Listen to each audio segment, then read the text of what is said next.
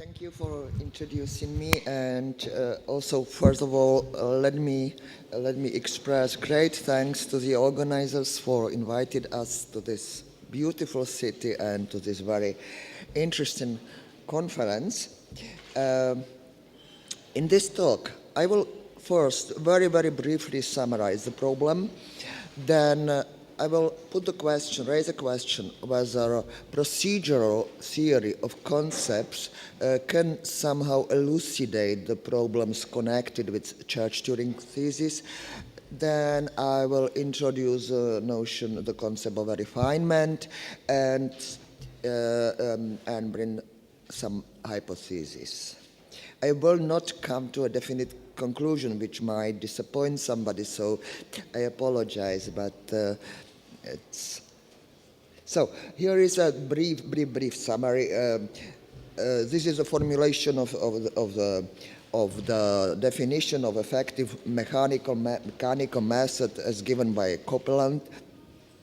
It's a well-known, and in my opinion, the fourth issue here is the one that is problematic because it lacks rigor, and it's rather vague. No insight, no ingenuity on the part of human being carrying it out. Church's thesis, numerical function is effectively computable by an algorithmic routine, even only if it is generally recursive or lambda definable. Note that he originally says if and only if, as if it were a definition. Then Turing thesis, a numerical function is effectively computable by some algorithmic routine, even only if it is computable by a Turing machine. So that we have got the Church-Turing thesis. And since then, many Turing complete systems came into being. Again, well-known systems of clean, Emil-Post, Markov algorithms, Gurevich, Gandhi, etc., etc. So that today it's generally accepted that this is a very strong evidence for the thesis, as Klein formulated it, that every effectively calculable function that has been investigated in this respect has turned out to be computable by Turing machine. Second, all known methods and operations for obtaining new effectively calculable functions from given effectively calculable functions are paralleled by methods for constructing new Turing machines from given Turing machines. And third, all attempts to give an exact analysis of the intuitive notion of an effectively calculable function have turned out to be equivalent in the sense that each analysis offered has been proved to pick out the same class of functions, namely those that are Turing computable.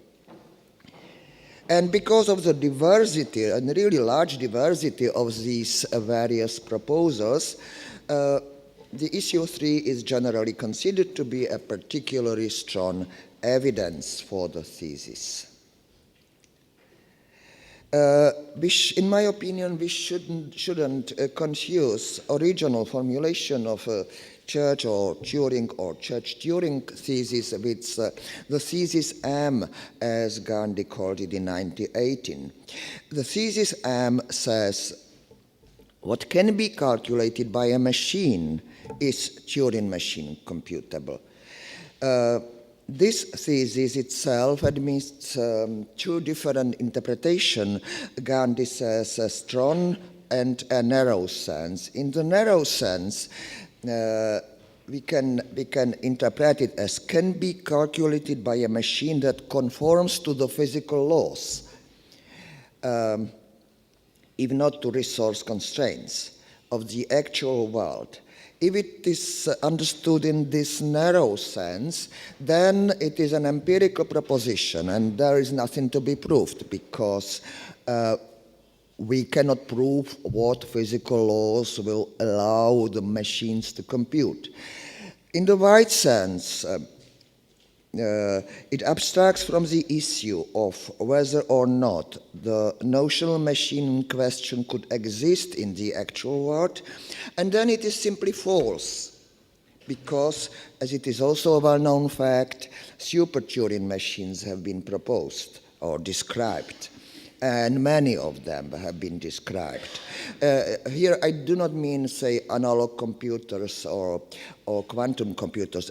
After all, quantum computers are again provably equivalent to Turing machines, only that they involve exponential parallelism, which speeds up the computation rapidly. But in principle, they compute again the same set of functions. And analog computers, in my opinion, is a completely different story. So now this was a very, very brief summary of the problem, so that I will not deal with, or almost not deal with, the thesis M, and I will try to elucidate the left-hand side of that original Church-Turing thesis, so that I will try to refine or sharpen the concept of an effective procedure or of an algorithm as much as possible. And to this end, I will apply the procedural theory of concepts. And here is the question: can this theory contribute to elucidating the thesis? I or we do believe that the answer is in positives, and hopefully I will show something that might also persuade you, or show the way in which this procedural theory of concepts could help us. This theory is developed within the framework of so-called transparent intentional logic. That's a logic that was invented by Pavel Materna in late 60s. I would characterize this logic as an extensional logic of procedures or of hyperintentions. Extensional because because no principles of extensional logic are violated here, though we deal with procedures. And from the formal point of view, it's a hyperintentional typed partial lambda calculus. And as it is common in lambda calculi, TIL distinguishes between a function, which I would say a function in extension, a mapping, and its value. That's common. But moreover, since we have got a procedural semantics, TIL strictly distinguishes between a mode of presentation of a function, which is roughly Church's function in intention, and the function, the mapping itself. Moreover, we define what that function in intention, that mode of presentation is.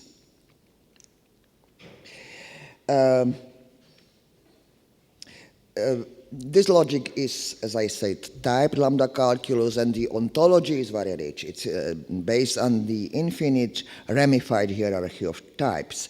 But the central key notion is the notion of a construction.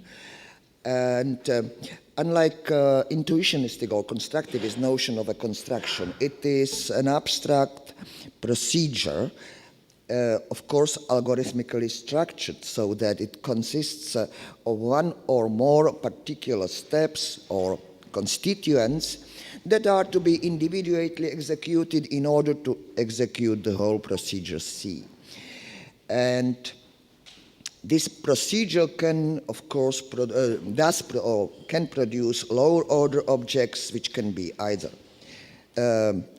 let's start from the bottom, extensional entities which are functional values, or intentional entities, functions, mappings in themselves, and moreover hyperintentional entities which are lower order procedures and mappings created over lower order procedures, etc. So here is our semantic schema.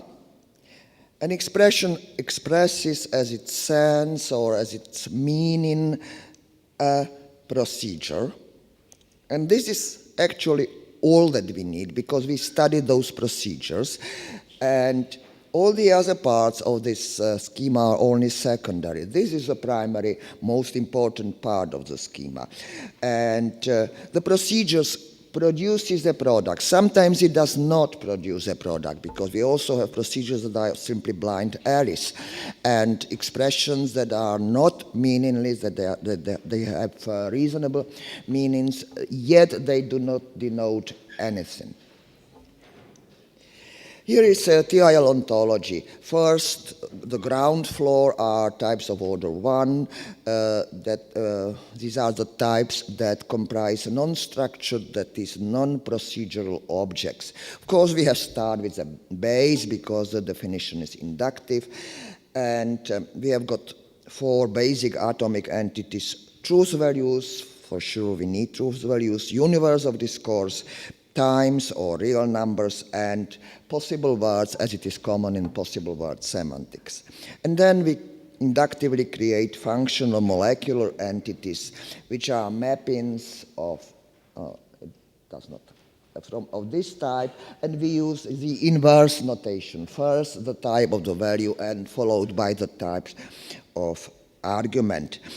Possible word intensions are simply mappings with the domain of possible words, and they are most frequently of this type. There is also a temporal factor, and for short we use this notation. Here is the definition of our procedures that we use. As in lambda calculi, of course, we have got the procedure of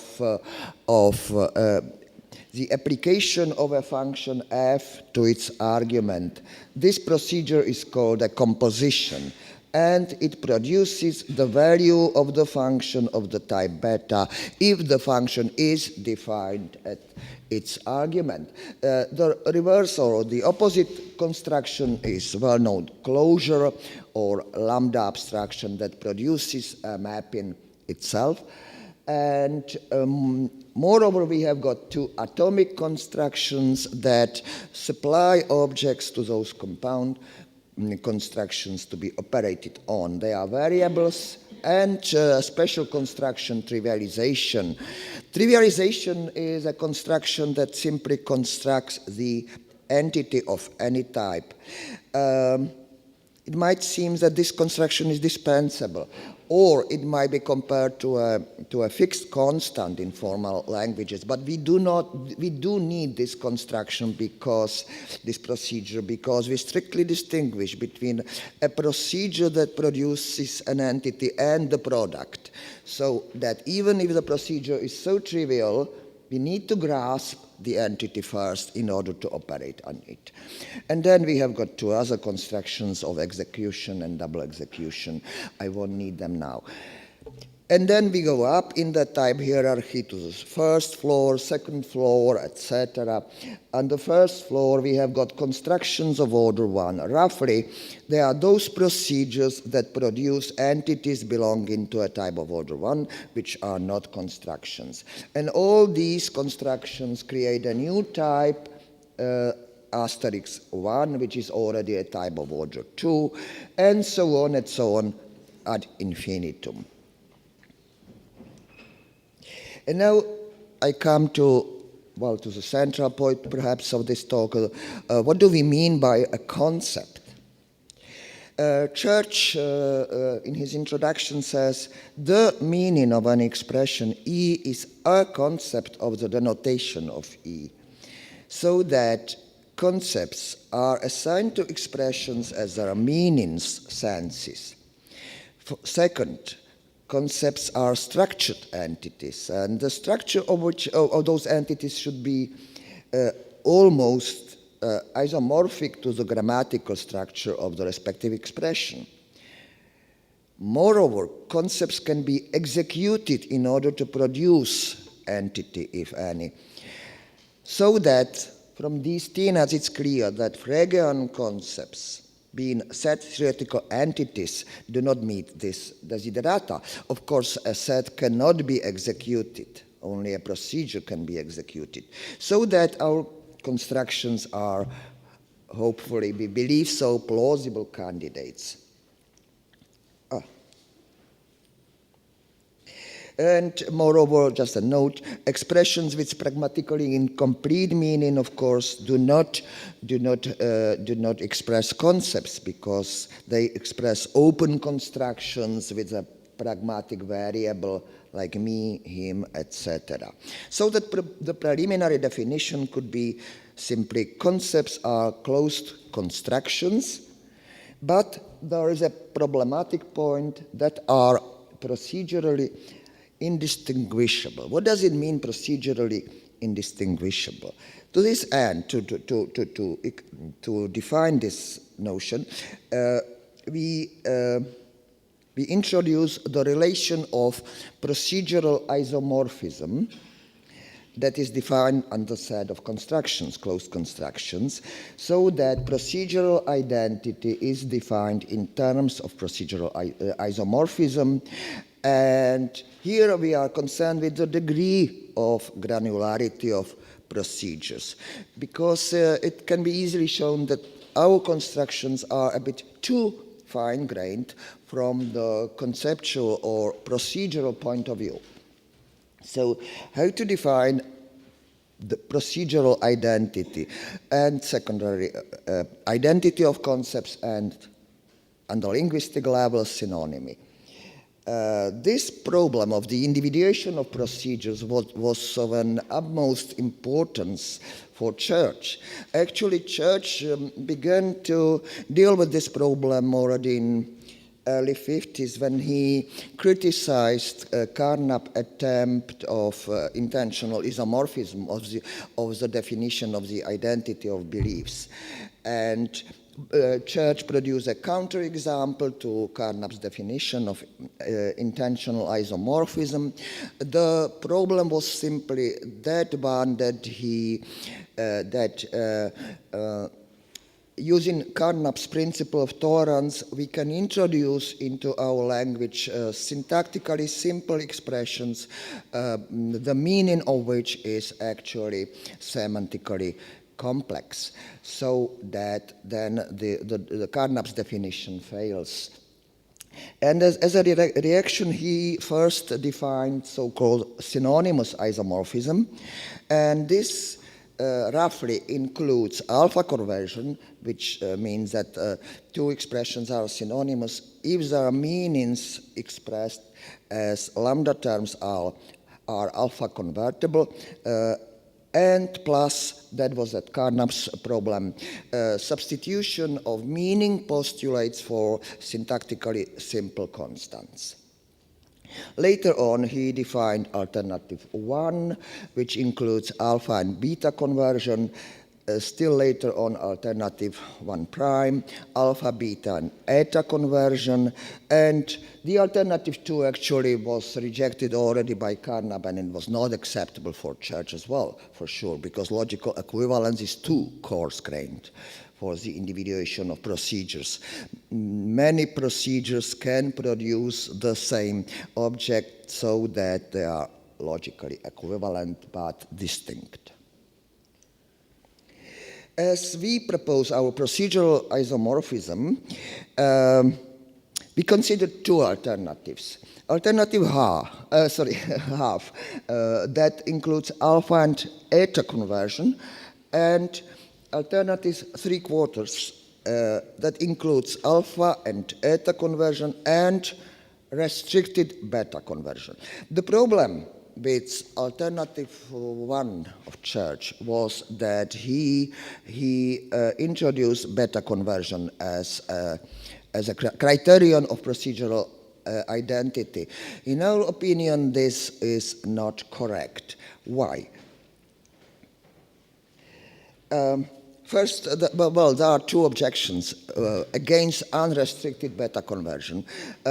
It's a well-known fact that in the logic of partial functions, unrestricted beta conversion is not an equivalent transformation. And second, even if it is an equivalent transformation, beta reduction can yield a loss of analytic information, namely in which way was the respective function that was applied to its argument conceptualized. So that we vote for the restricted beta conversion. Here is an example That's the distinction between B is believed by A to be happy and B has a property of being believed by A to be happy. That's questionable whether these two sentences are synonymous. Maybe that's also relative to a language or to the domain under scrutiny. But if beta conversion could be a criterion of the identity, then it must be definitely restricted. Here are the arguments against unrestricted beta conversion. As I said, it's not an equivalent transformation, and it can yield the loss of analytic semantic information on the way in which the function has been conceptualized. So that the conclusion, beta equivalent constructions are in general different concepts.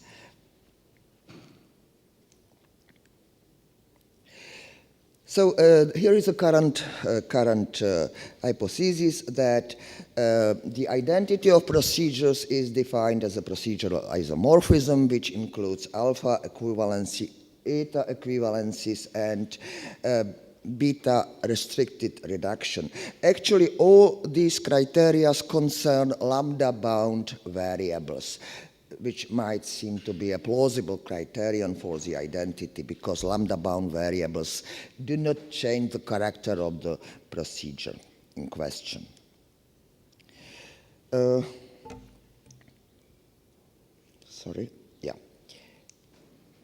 So here is an example. These four constructions are procedurally isomorphic, and from the procedural point of view, they are one and the same procedure, which is a trivial procedure. Just supply the set of primes. That's the trivialization as we encode it. So that we prefer alternative three-quarters to soak up those differences between constructions that concern only lambda-bound variables, and thus appear to be from the procedural point of view, irrelevant.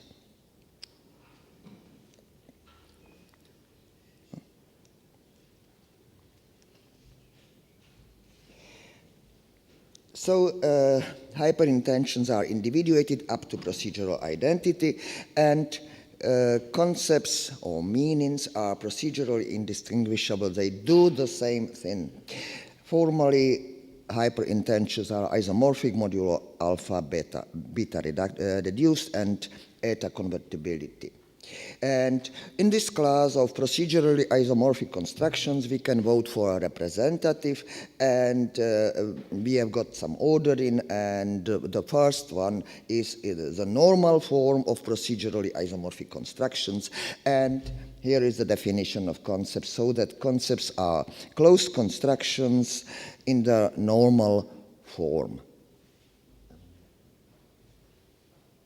And now we can define equivalence versus identity of concepts, so that concepts are equivalent if they construct or produce one and the same entity of any type, of course, and concepts are identical if they are procedurally isomorphic.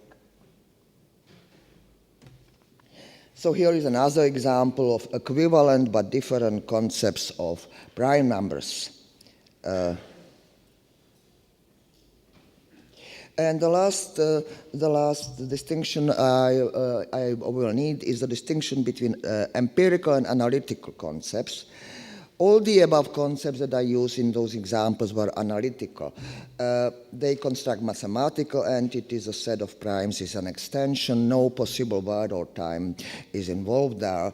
Empirical concepts are those that produce possible word intentions, like, say, the concept of Einstein's favorite proposition or the richest man in the world, etc. Typically, these concepts are of the form of the closure over possible words and times. We use variable w as ranging over possible word, the modal parameter, and t, the temporal parameter, ranging over times. Okay. So back to the problem of the Church-Turing thesis. We have got different, obviously very different concepts in question. Letting aside for now the machine computable concept.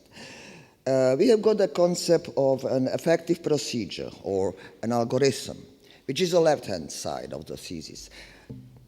Then we have got the concept of a Turing machine, general recursion, lambda definability, and many, many others. What do they have in common? All of them define kinds or classes of procedures, say functions in intention. Moreover, each of them defines a class of products of these procedures, which are functions in extension.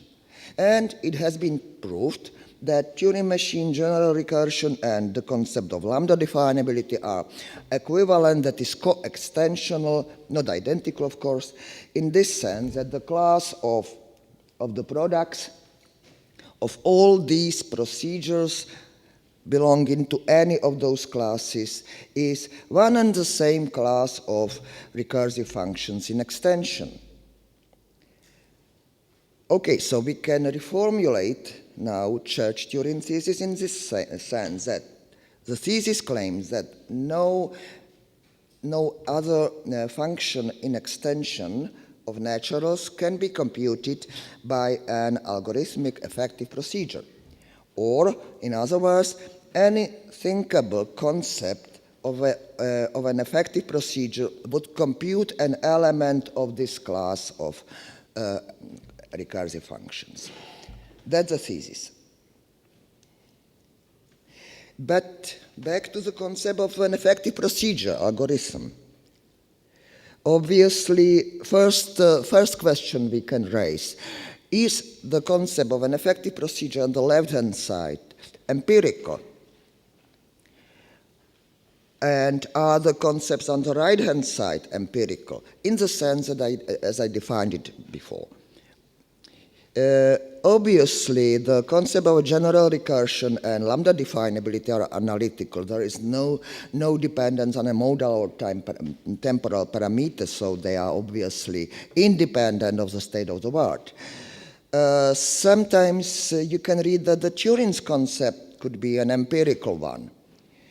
If it were so, then the equivalences of Turing machine or Turing computability and general recursion and lambda definability would either be impossible because type theoretically incorrect, or empirical claims.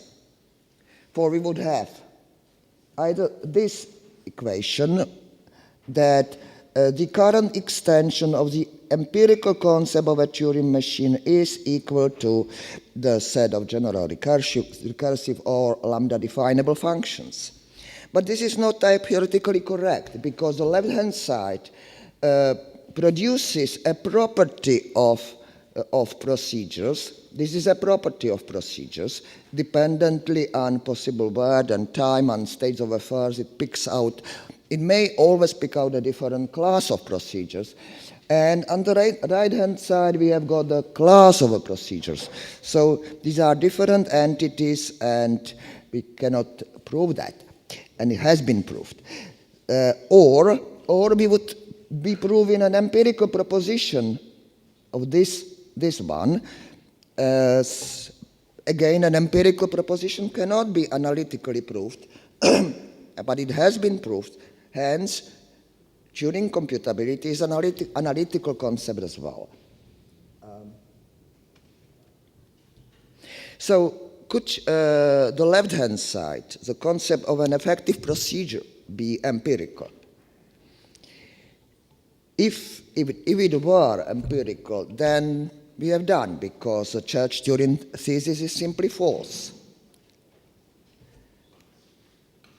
Because this proposition leaves room for discovering other concepts of effective procedures.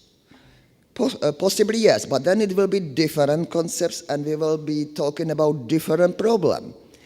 We are talking about the problem of the effective procedure as it has been formulated by Church or Turing. So if it is not an empirical concept, Then there are three alternatives. Either Church-Turing thesis is a definition, or an explication, or possibly provable after a refinement or sufficient sharpening of the concept of an effective procedure. First, let's consider that it's a definition. Well, if it is a definition, then the thesis becomes trivial. We can define it like this, but then what to talk about? It turns the thesis to triviality. It's true that Church's original formulation in 36 is in terms of a definition. He says, we can define the notion of an effectively calculable function of positive integers by identifying it with the notion of recursive function of positive integers, or, of course, lambda-definable functions. But Post rightly criticized this formulation, and he says, to mask this identification under a definition blinds us to the need of its continual verification. And so that later on, Church proposed a working hypothesis: a function of positive integers is effectively calculable only if recursive. So,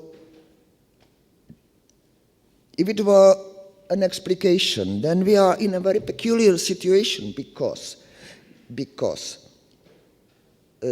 so significantly different concept as Turing machine, general recursiveness, lambda definability, and many, many others would explicate one and the same concept of an algorithm. I think it's not plausible as well. So let's examine, we call it refinement of a concept.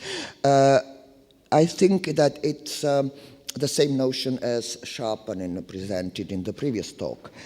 But now I need some more, logical machinery. First of all, ontological definition of an object X is a compound concept of X, so that trivialization of variable is not a concept of X, only a compound concept, so a closure or closed composition. Simple concept is a trivialization of an object X, where X is not a construction. And then we define refinement of concepts in this way, that C2 is a refinement of C1 if, it's quite easy, if the concept C2 differs from C1 only by substituting some compound concepts or ontological definitions of the entity X for the respective trivializations, and plus transitivity, of course. So here is again an example. We had that simple concept of prime numbers, which is not very informative, of course, and we can refine it in many different ways, as is well known: natural numbers greater than 1, or divisible just by 1 and themselves, or natural numbers with exactly 2 factors. Both these B and C concepts are refinements of that simple concept A, but there is a problem again, because theoretically we could refine ad infinitum, maybe also in circle, but for instance, the simple concept of divisible, being divisible, could be refined using other concepts of multiplication, etc., etc. So that sharpening or refinement is, of course, relative to the set of simple primitive concepts we vote for. So again, we have got a relativeness. So it is relative with respect to a conceptual system in which we work. Well, conceptual system is uniquely determined by the set of primitive concepts, trivializations of entities, and then it is a set of all compound concepts, etc.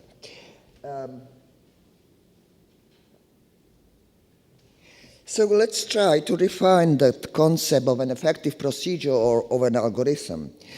First of all, let's take it, this can be taken as a definition. Algorithm is an effective procedure. Okay, so what does it mean? How could we define the concept of a procedure? A procedure P is a sequence of sub-procedures, sub-instructions, or constituents of P. Each of them, including P itself, of course, can be executed to produce an output.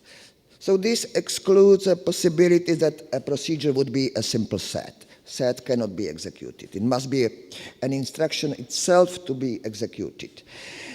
How could we define the concept of an effective procedure? First of all, we have to include finitism. It is a finite sequence of sub-instructions, constituents of P, such that given an argument, each of them, including P itself, can in principle be executed to produce a product. Moreover, now we have to add, the execution of none of the constituents involves actual infinity, nor calls for an additional input argument. And these two restrictions, in my opinion or in our opinion, are very, very important. But what does it mean that none of the constituents involves infinity? It means that that neither infinitely small nor infinitely large execution time is necessary. Here I have to remark, this does not exclude an unlimited resources. That's something else. I do not mean, and unlimited resources are okay, but not involving actual infinity. Maybe anything else. That's just a hypothesis. And now, what do those very, very different concepts, Turing machine, general recursiveness, lambda definability, and many others have in common? In our opinion, they simply comply to the very old notion of finitism. Manderson in 1990 says, we do not mean actual human computability or empirically feasible computability. When we talk about computability, we ignore any limitations of space, time, or resources. Of course, this does not violate the tenets of finitism. Unlimited is not actual infinity. And in this way, we also got rid of any psychological problems like human abilities to execute it, etc. So that our hypothesis is that the equivalences of the so-defined algorithm and those Turing-complete procedures might be validated. Maybe some more refinements would be needed of the concept of the effective procedure. And back to that thesis M,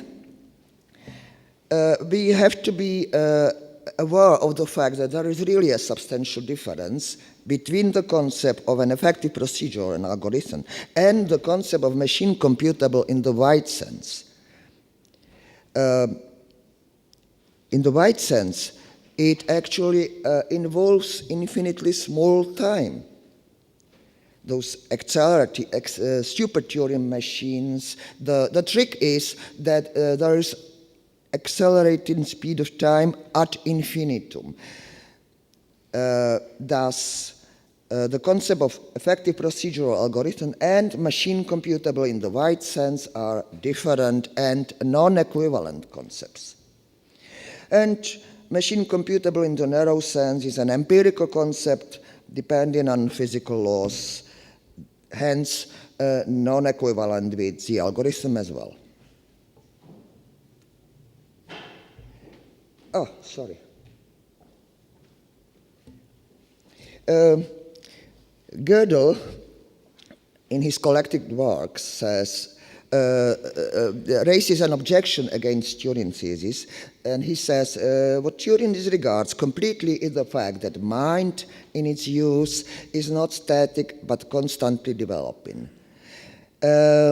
one possible interpretation is that here is a misconception of rigorously analytically defined or explicated or refined, sharpened in a sufficient way concept of an effective procedure and machine computability in the wide sense. And just a brief remark, because I'm coming to the end of the time, about O machines, machines with oracle. Turing,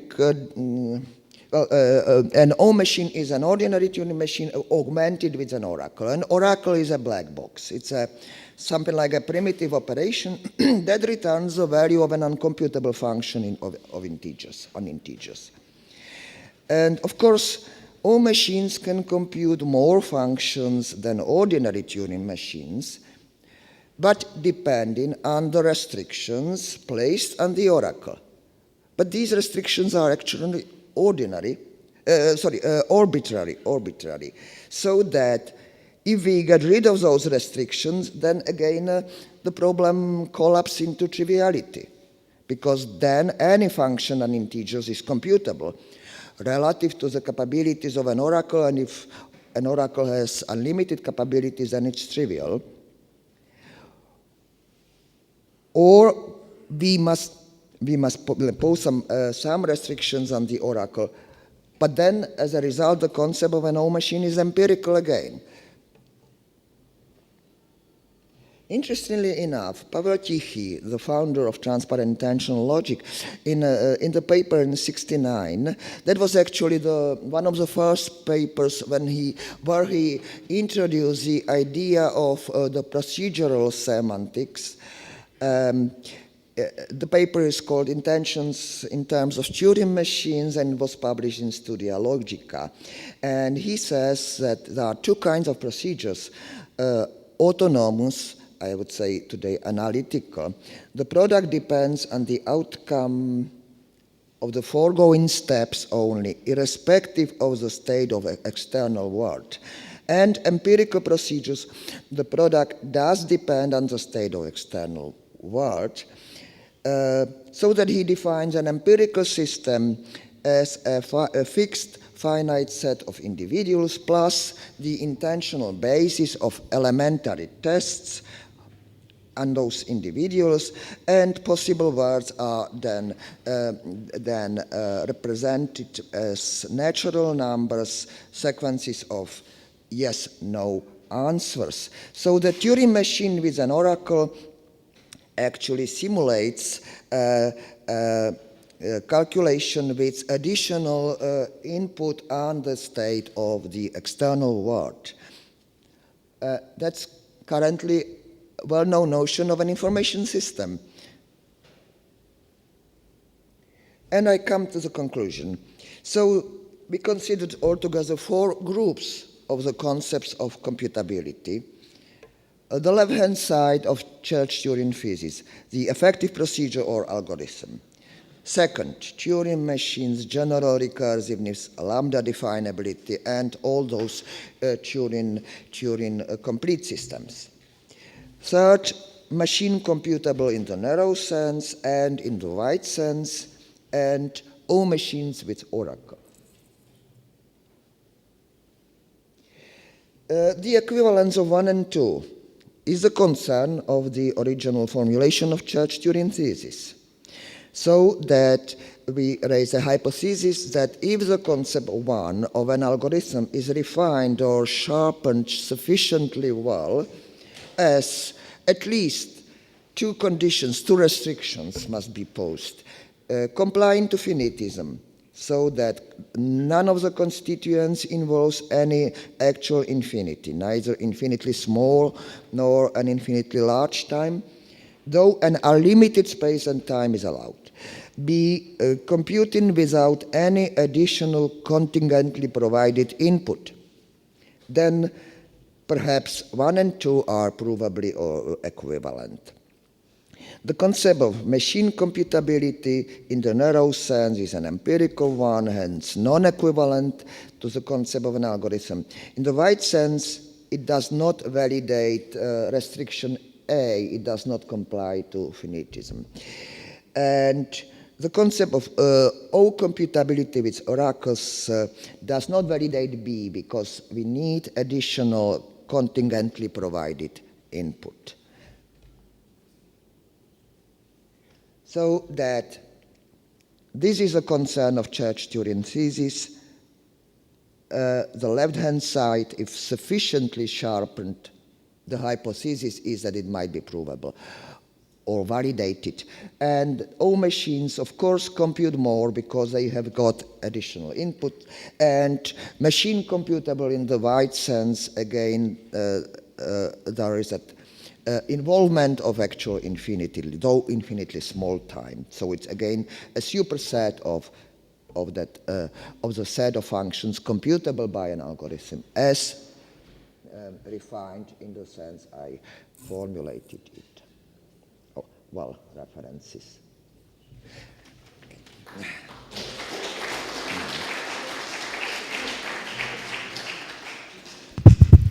We have 10 minutes for discussion, even more, because we start with 5 minutes delay, so we have a lot of time. So please, questions, comments, please. Thank you very much. Perhaps not only our speaker, but someone else in the audience could help me with this question. Everyone knows that there are many different definitions of the notion of finite. The people in the room here could think of dozens of them in 10 minutes. And they all know that a great deal of set theoretic machinery is required to show the equivalence between these definitions. When we look at discussions like the ones we've had this morning of the idea of computability, the notion of finite is shot through the entire thing. Why are there so few investigations, especially when we have the technical ability to do so, of prescinding from the axiom of choice and allowing the definitions of finite to pull apart and then investigating the various machine concepts we get when we allow these various finite notions to be different?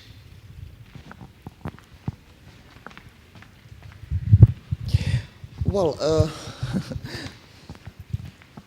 maybe that, well, thank you. That's a very good question. And perhaps we might again refine and get some more very interesting results. But what I meant here, finite as unlimited, not involving actual infinity. That's very, very, I take this. It's very, very broad, perhaps, true. So that we might, yeah. Yes, yes. Thank you. Okay, more.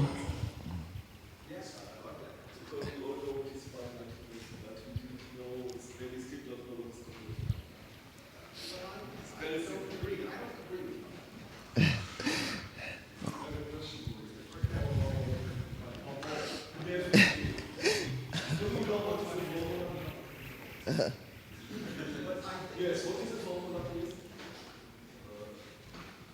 The formula is the finite segment of character depth. That's first of all finite. If you don't do the finite, you don't know this formula, you don't know what is a proof, you don't know anything, you don't take mathematics. So everyone will pretend it doesn't know what is finite inside to yourself. Yeah. Okay. Another questions, please?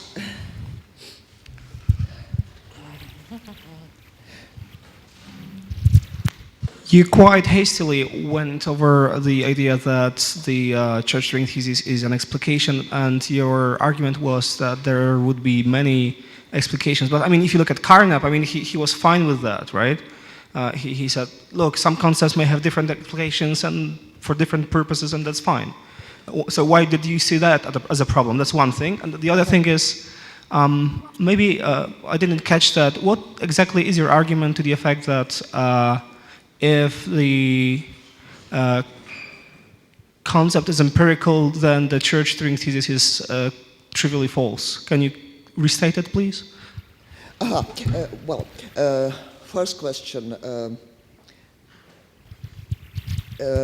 Carnap says that the explication could or should have much in common with the original concept. So that my question was, what do those very, very significantly different concepts have in common so that we can obtain an explication?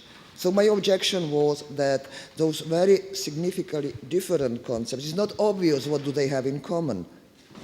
What do they have in common altogether and with the concept of an effective procedure?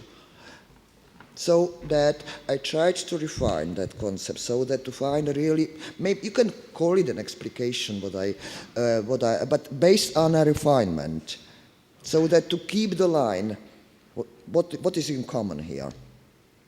And the second, what was it? Sorry. Why is the thesis false if the concept is... Yeah, because there is a type theoretical error. That was the first proposal. Because a property of, if it were a property of procedures, then a property is not a class. You know, because a property has, the extension of a property depends on states of affairs. A class does not depend on the state of affairs. And the second proposal, sure, we might say, okay, we are trying to prove or to validate that the current extension of that empirical concept is identical to this class.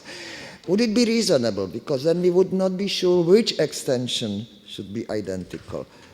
Because if it were empirical, you cannot calculate the extension of a purely empirical property. That's the argument. Similarly, as you cannot calculate the extension, say, of students. So how would you prove that the current set of actual students is equal to something? That doesn't make sense. But being provable is not the same as being false, right? You said it was false. No.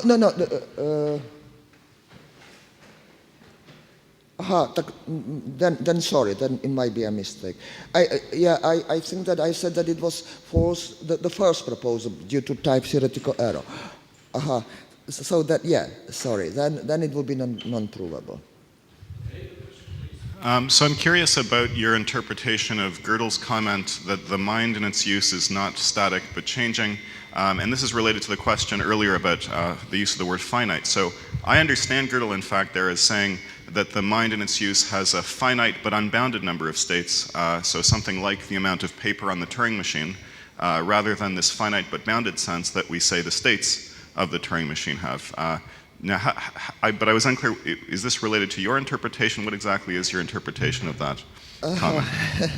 I think that, thank you. I did not connect this with the problem of the definition of finite. I took finite as given. As I said, we have to stop somewhere, so that I presuppose that in our conceptual system, a finite number is a primitive concept. And concerning Gödel, I'm not sure whether this hypothesis is a good interpretation of his objection, because he keeps coming back to the problem of mind as in his famous that either mathematics is too large to be grasped by a human mind, or human mind can do more than a machine can do. So that he often connects or considers the capabilities of human mind with a machine. And I'm not sure. Well, that was just a hypothesis that what does depend on mind is which machines would a human being invent or propose or design. So that it has nothing to do with that sharply defined concept of an algorithm. Then. Yep.